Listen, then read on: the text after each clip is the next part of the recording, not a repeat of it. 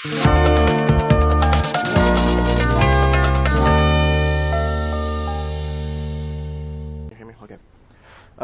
morning, everyone, and thank you for joining this presentation about navigating the ESG landscape with LLMs. Apologies in advance for all the acronyms in this presentation. We'll try to not overuse them and explain every one of them. So first, who are we and what is Datamaran, this company? I'm Vincent. I'm a senior engineer, data scientist and software engineer at Datamaran. And with my colleague Martin here, who's also a data scientist, ML engineer, we are both passionate about using tech for a good purpose, making a positive impact. And in this project, also the Mantis NLP team has been helping us. So first, ESG.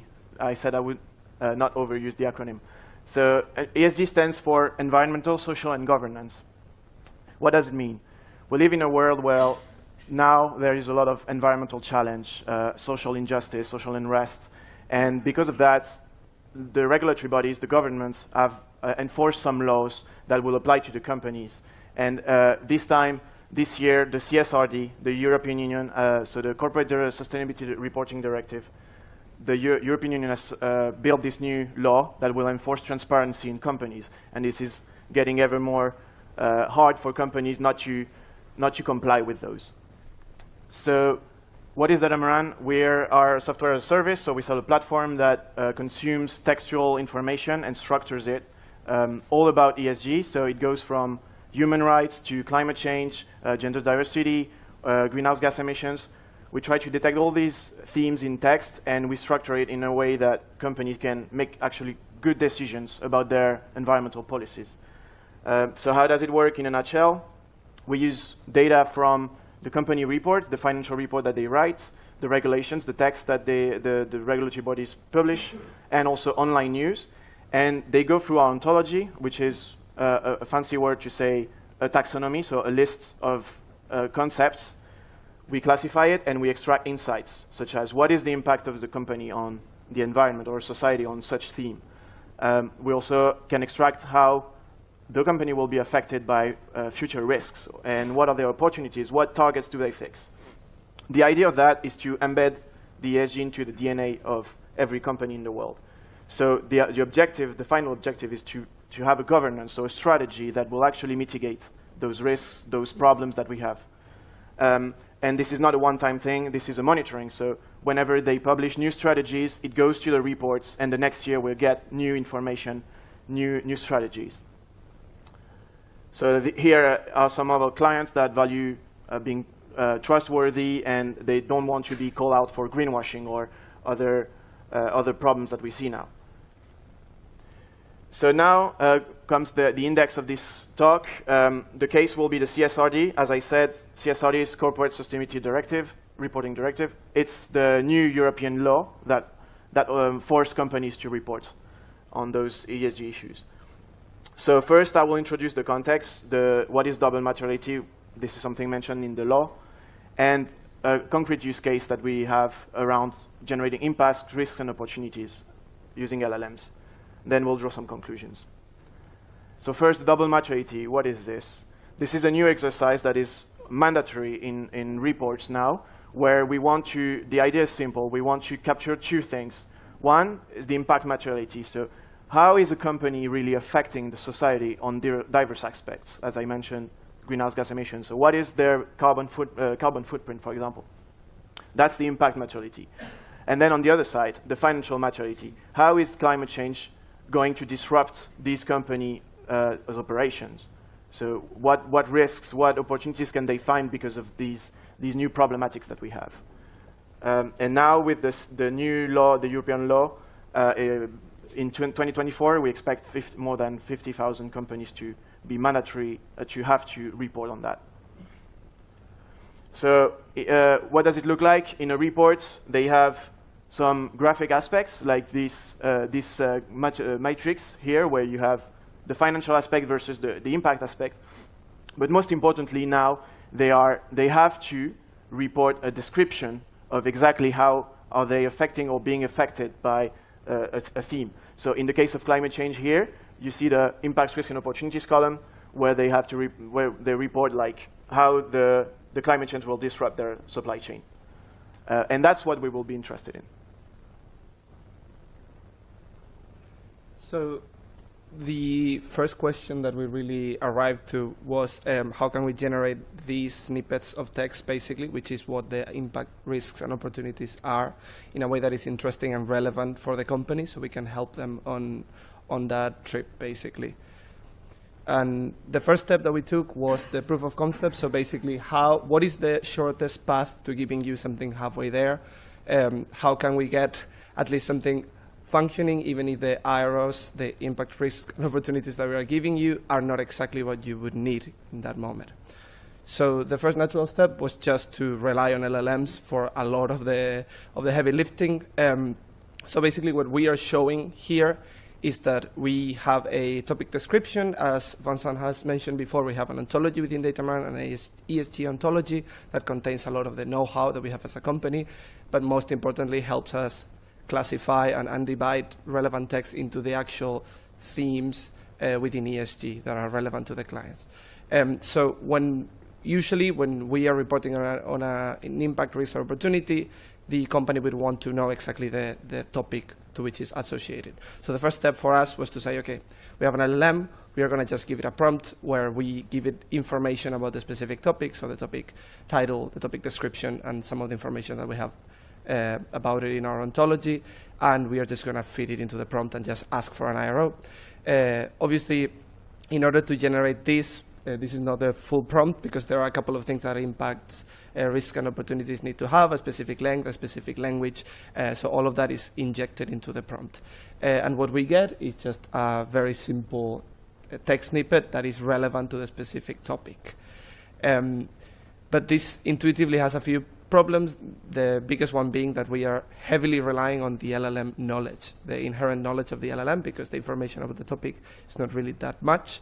And we are also, if you notice, we are not giving it any information that is exclusive or relevant to the specific company. So it's giving you impact, risk, and opportunities about the topic in general. But these are just suppositions, so what we did was evaluate. And I wanted to ask who here loves to validate and annotate data sets? Yeah, I thought so.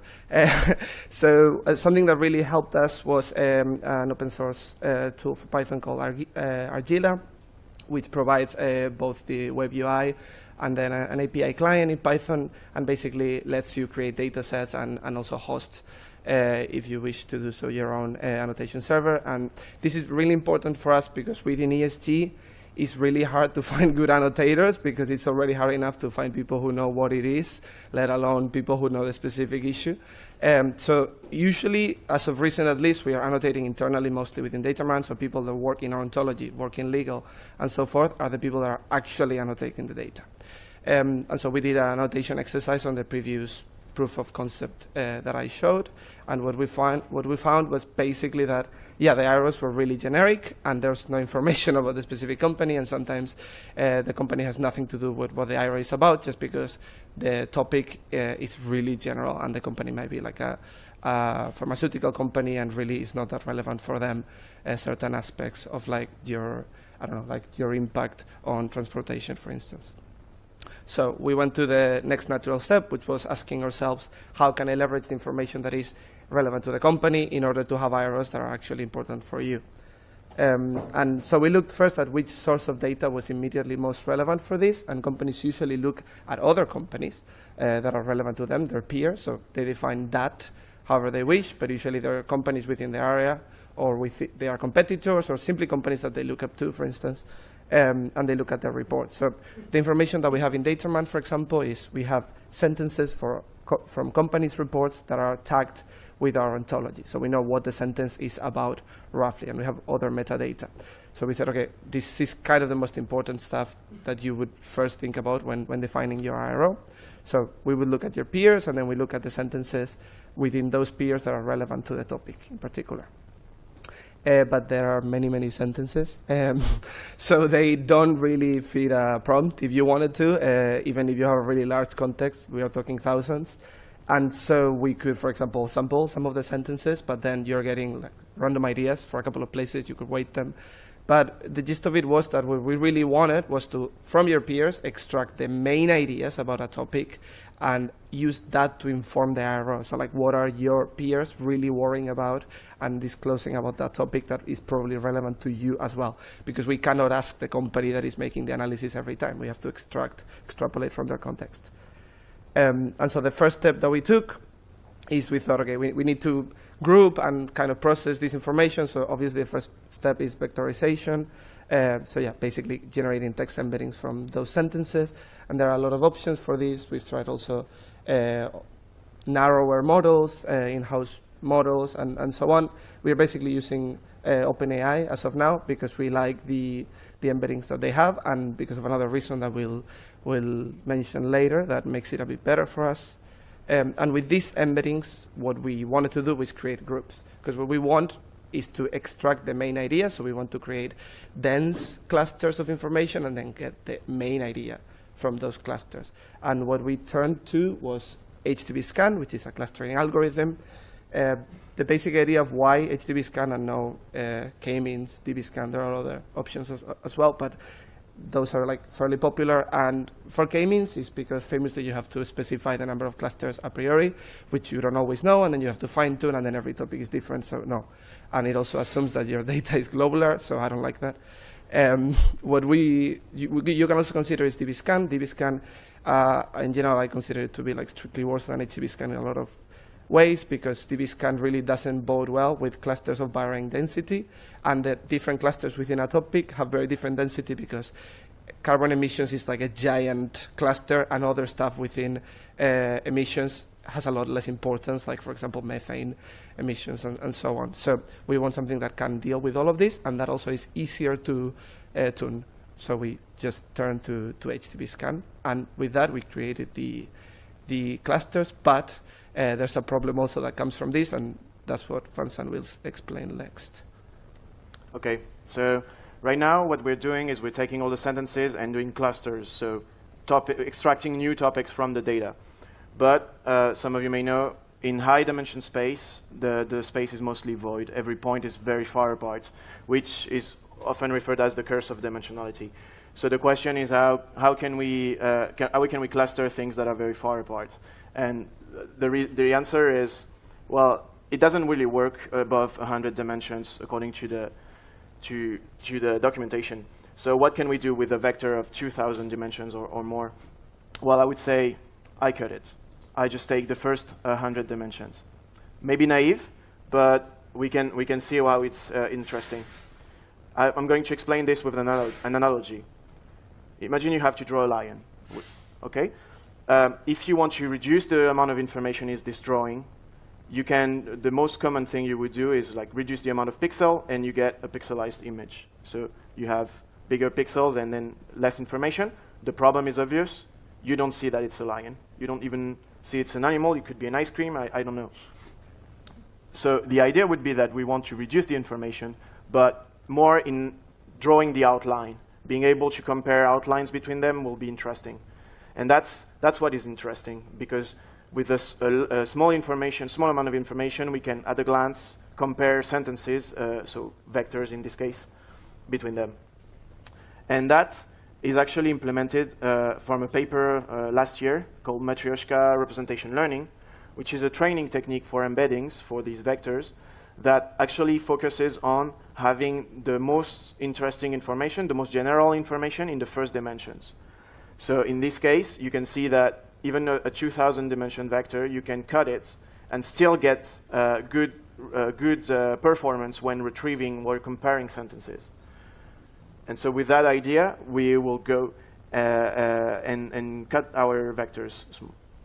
But obviously, there are more standard techniques, like people were doing dimension reduction before this paper. So the standard techniques that are mostly known, probably the PCA, Principal Component Analysis, which is the last line. You see that in terms of when you have a clustering task, it doesn't do very well. So you have other options like TSNE or UMAP, which is the one above, which is really capable of reducing dimensions and keeping the clusters together, which is what we will go with. So what we could do is take the vector of 2,000 dimensions and reduce it to whatever we want to work with. with UMAP.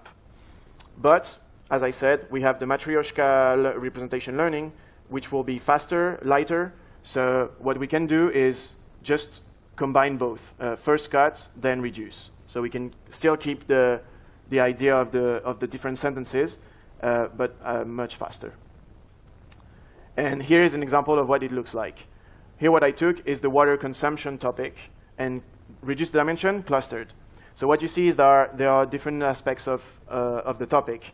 On here down below, you see the climate change risks. So with climate change, there will be droughts, so there are problems with consuming water there.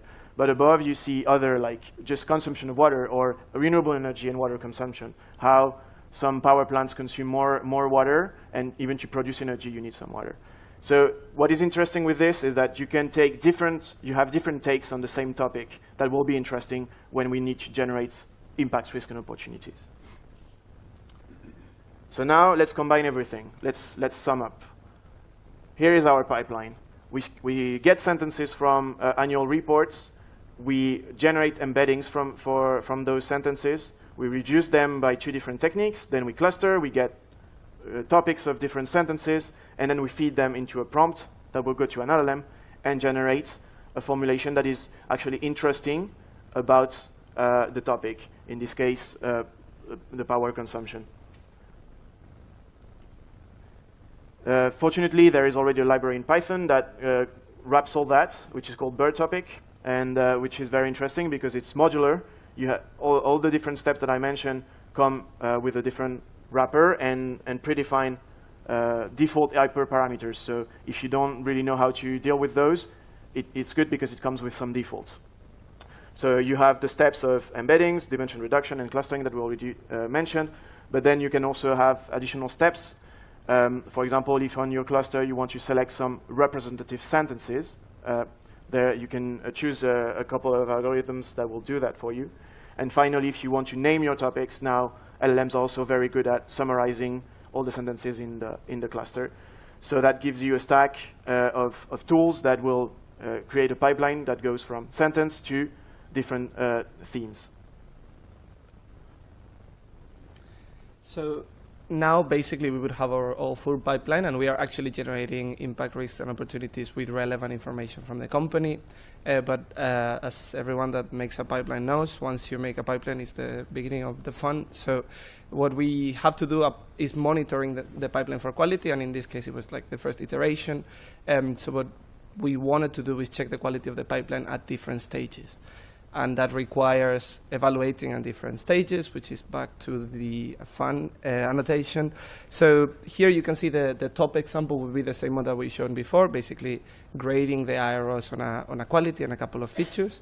But the lower one would be, for example, evaluating on clustering, which is a bit less than, at least I find it less common to find annotated clustering data sets. And the main idea would be that you really need to validate your pipeline at different steps in order to understand what's happening and not just the final output. And in our case, what we found when we validated the clusters that we were generating was a couple of problems, namely 2. We found more problems later and more fixes and more development, but I'm just going to showcase 2 quick fixes that we have to go through. So the first one was basically that some of the proper nouns and certain special words within sentences are really skewing the clusters. So for instance, years are a good example, and mostly products as well, and names of entities. So imagine that a company is mentioning CSRD, which is the law that we just talked about, into different contexts. So one company says, oh, we're following CSRD and we are doing this and that. But other company also says, we are also following CSRD, and that's why we are reducing our water consumption. But those 2 sentences don't necessarily have much to do with each other than they mention CSRD. So, and this happens with years as well, and we don't want to cluster together things just because they are said on the same year. So what we did was anonymizing the sentences, and for this we used span marker, particularly the model that you can see here, which is a large anonymization, name entity recognition model, and with that we just substitute the specific words that are an entity for a special word. This particular model, we wanted to mention that it works much better with normalization and separation of punctuation, dramatically better. And so with this, we get out of the way like these issues about clustering, and we actually cluster by the contents of the sentence. The second issue was almost duplicates, as I call them. So basically, companies do something really cool, which is they repeat the same thing in their report many times so that you don't forget that they said it. Or I think they assume that you don't read it all. So that is a problem because the clusters are really dictated by how many times you repeat something, which is not very cool. And also, sometimes the companies say the same thing across reports or almost the same thing, which is also not cool. So what we did was duplication kind of in a naive way, which is something we want to do better in the future. We're actually looking at it. But I think it was a good early approximation, which was pairwise Levenstein distance, basically. And we set a threshold that we thought was good. And that's how we got out of the way these duplicated sentences. But all of this, all of the kind of validation that I've mentioned goes back to the same thing, which is that human expertise is at the core of data quality, whether you use an LLM, whether you use a perceptron, doesn't matter. So basically, to get a good IRO, you have to understand what it is. So we need ESG experts. To understand what a good prompt is, you need someone who understands how to prompt well. To get good clusters, you need to fine-tune the parameters well. Using HTTP scan helps, but you still need people that know how to tune hyperparameters. It's not going to do it for you, and I don't want to do a full search of all the parameters. And then to have good input sentences, you also need to understand what is a good input sentence. And for that, we also need ESG experts, and we need lawyers, and we need people that actually are good at their field and they annotate. So with this said, some of the conclusions that we got from the building of impact, risk, and opportunities were that LLMs obviously are really valuable. For us, quite obviously, they work much better when you combine it with other methods, just obviously because they have a limited window, context window, and you always want to give them the best data possible. And honestly, you want to use the LLM as a reformulator a lot of the time rather than actually asking it about information. Sorry. Then understanding the performance of LLM and other machine learning tools is, to understand this is really important to validate at every step of the pipeline. And again, we go back to human expertise is really important. And annotation tools like Argila that I just mentioned, I think are underestimated or how much of an impact it has when you can actually upload a data set, share it, someone can annotate it quickly, at least within a company. My impression is that this is underestimated, and a lot of tools are kind of a one-man army proposition that you validate it and you train your model and you do everything, and that's just not how it works in a company for the most part. And then finally, best-in-class models might not always be what you need. This is in reference to matryoshka, but also in general, you have restrictions of speed, but also we at least overestimated how big of a change using full-sized embeddings or using bigger models actually has. And if you validate a lot of the times for your use case, you might not need very general models, and you can do away with narrower models. LLMs are not a very good example for this, but in our case, at least for the intermediate models, we found that this is the case. And then just finally, talking about a couple of things that maybe you'll have questions later, so I'm just saying, no, we are taking care of this already. We are really not, but some of them I'm going to mention. So basically about performance optimization, we are always looking to reduce how many calls we make to LLMs because they are expensive, one, and two, they are not environment friendly for the most part, so it's kind of a contradiction that we use them. So really, we try to reduce the amount of calls as much as possible. Secondly, scaling up infrastructure. A lot of this is a bit complicated because IROs are generating within a context, and so we don't pre-generate them, and the user has to kind of ask for them to get them, which is also in line with we don't want to make too many calls to an LLM. But this complicates things because steps like UMAP are kind of slow, and you will find that a couple of the things we've said are slower than you would like, and it's not as straightforward to parallelize them.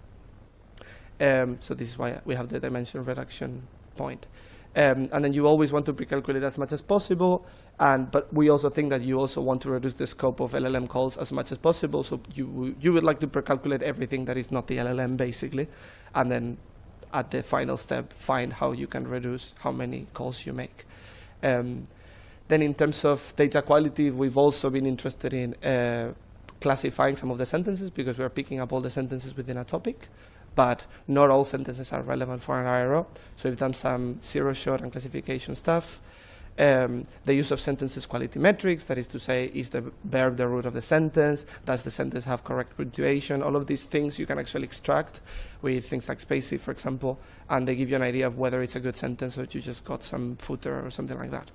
And then sentences duplication at the company level. Right now, as I showed you, we were deduplicating for the whole of clustering, but really we want to deduplicate per company if possible, because in talking with people that understand ESG, basically we found that if they are duplicated across companies, we actually want to give them more weight. So this is something that it's better to do per company.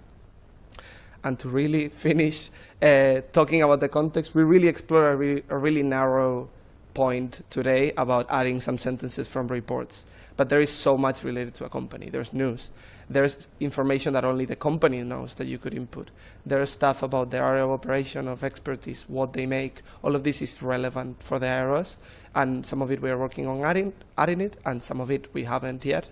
But I think we would like to expand more on how much context is given to the final prompt, basically, as well as things outside of the scope of the company, like scientific projections and things that are like objectively true, like are you reducing the amount of fresh water in a specific area, for example. That's it. Thank you so much for listening to us.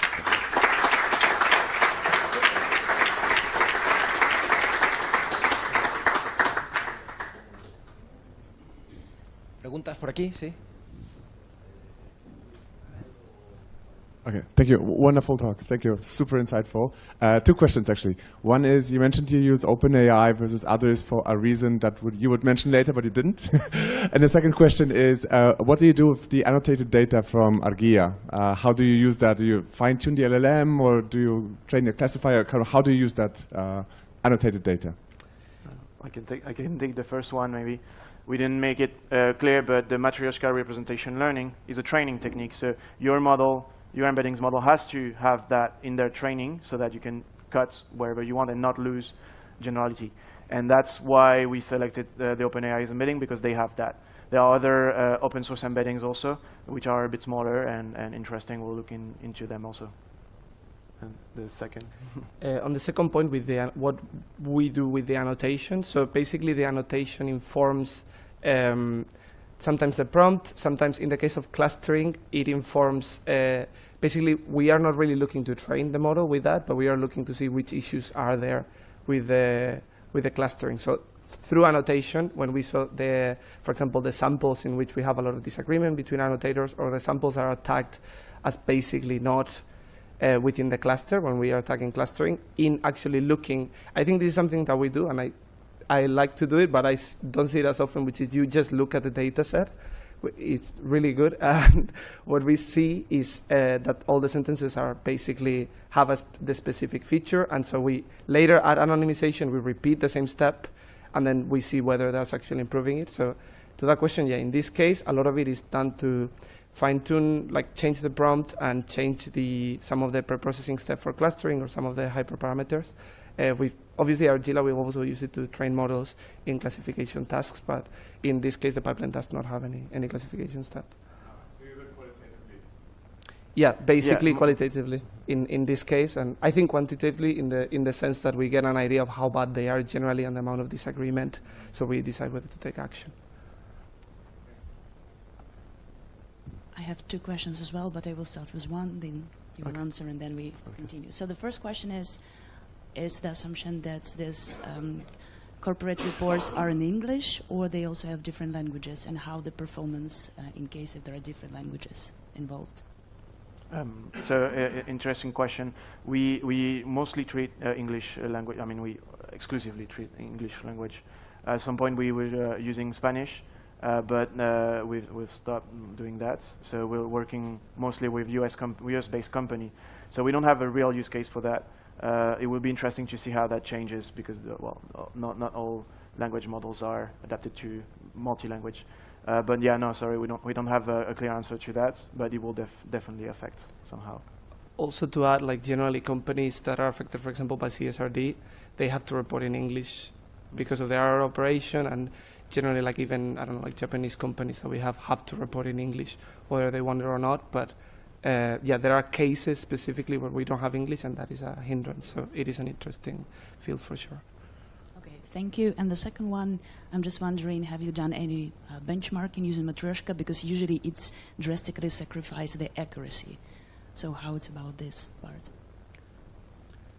Well, I can complain about matryoshka a bit. So the problem with matryoshka, like the paper is on image recognition as well, and some of the graphs are not very good. We didn't put them here because they are kind of cutting, and so sometimes I don't really have a clear idea of what matryoshka, how good matryoshka is. In our testing, at least, it was good, better than the other option of like just crunching with dimension reduction all the way, but I think there's not that much benchmarking done on matryoshka. Like that is a good point, and there is not. At least I haven't found like a very good paper or like good graph where I can see the real impact on matryoshka. So if anyone knows, please do tell me. But in our testing, at least we liked it more, and it was much faster, obviously, than crunching with dimension reduction, and also better than using a model that already had that dimensionality that we were looking after. So matryoshka was better than taking something that was already 100 dimensions.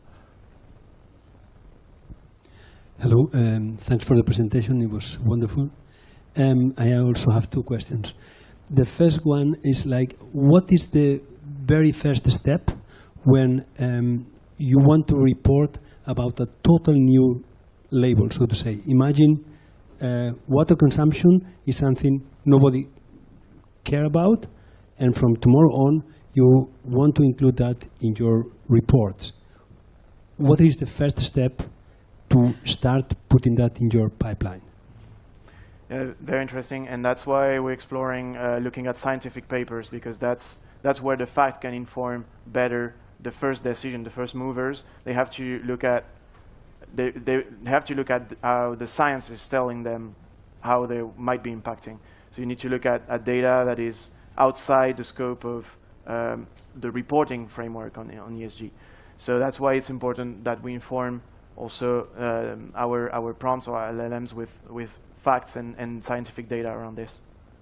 I don't know if I answered your question or yeah. And the second one is, I saw Spacey somewhere in the pipeline. So what for do you use Spacey for and where? Very good question. A couple of pieces, for example, around pre-processing, but the most important one is when I mentioned the ontology, I'm tagging sentences with information from the ontology. Basically, the ontology, the way that you can understand it when tagging text, is really a taxonomy, and it's represented as basically Spacey matching patterns. And that is where Spacey comes through mostly, so annotating the actual topics that we are showing that are tagged, because they are not from a model, they are from a taxonomy, so we have them as patterns. Okay, thank you, great talk. I have one question. How do you orchestrate everything if you have new data? How is the process of training orchestrated, and how do you generate new embeddings and test the frequency, that kind of thing? Can you explain us a bit? So there's a couple of pieces. Like right now, for example, reports have a specific behavior where a lot of reports come together at a time on the year, specifically what are called 10Ks, but other types of reports are kind of drop slowly throughout the year. So we kind of have an always live pipeline, and whenever a new report is inputted, it goes through basically a system of queues and load balancing, and we get the sentences that we need. In terms of the IROs, what we did when we did the presentation, at least, is we just generate them on demand.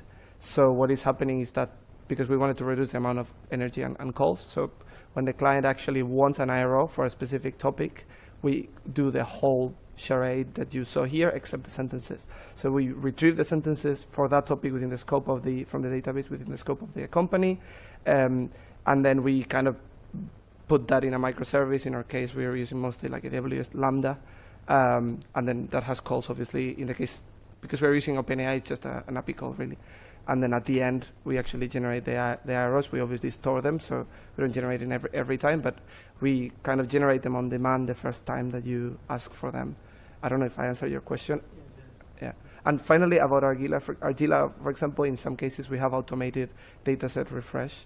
So basically, periodically we take a sample from production and it goes into Argila through the API.